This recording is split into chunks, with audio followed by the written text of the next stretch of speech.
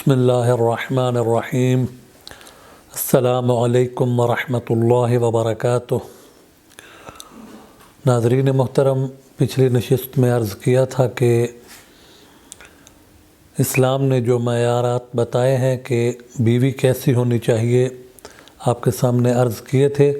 अब कुछ ऐसी खसूसियात कि जो औरत के अंदर नहीं होनी चाहिए वो बयान करेंगे।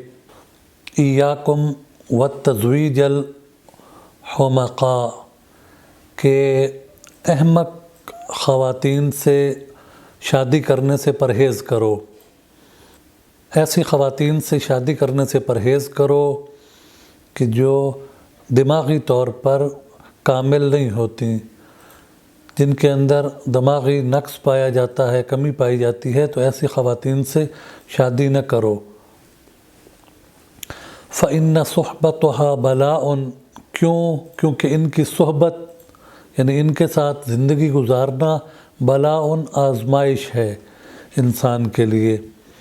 कि एक तो उनके साथ ज़िंदगी गुजारना आज़माइश है, व वलदुहा ज़ियाउन, और उससे जो औलाद पैदा होगी वो भी फ़ायदामंद नहीं होगी, वो भी उसी तरह की सिफ़ात की हामिल होगी, यानी उनके अंदर भी दिमागी नक्स होगा। और इसी तरह रिवायात में है कि सलासतुन यहदिमनल बदन, तीन चीज़ें हैं कि जो इंसान के बदन को नुकसान पहुँचाती हैं। व रुब्बमा क़तलना, और कभी कभी इस बदन को कत्ल कर देती हैं।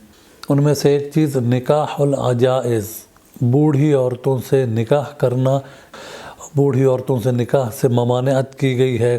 और इसी तरह है कि इग़्तरबू वला तज़ूउ, कि अजनबी औरतों से निकाह करो, यानी जो तुम्हारी करीबी रिश्तेदार ना हो।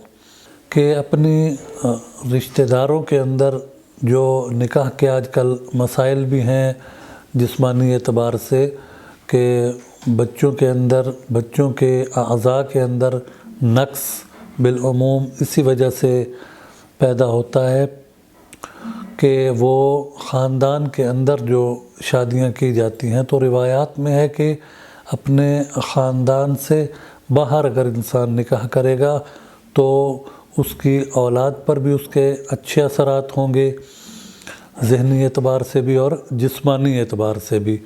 और इसी तरह है कि जो बेदीन ख़ातून है उससे भी शादी न करो, बल्कि ऐसी ख़ातून का इंतख़ाब करो कि जो दीनदार हो।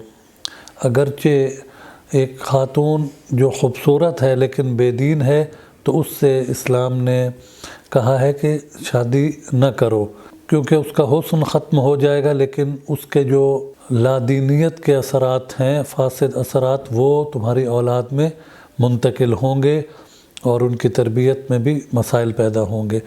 तो परवरदिगार आलम से दुआ है कि परवरदिगार आलम हमें सीरत मोहम्मद वाले मोहम्मद के मुताबिक बीवी का इंतख़ाब करने की तौफ़ीक़ अता फ़रमाए और हमें मोहम्मद वाले मोहम्मद के तरीक़े पर चलने की तौफ़ीक़ अता फ़रमाए। अल्लाहुम्मा सल्लि अला मुहम्मद व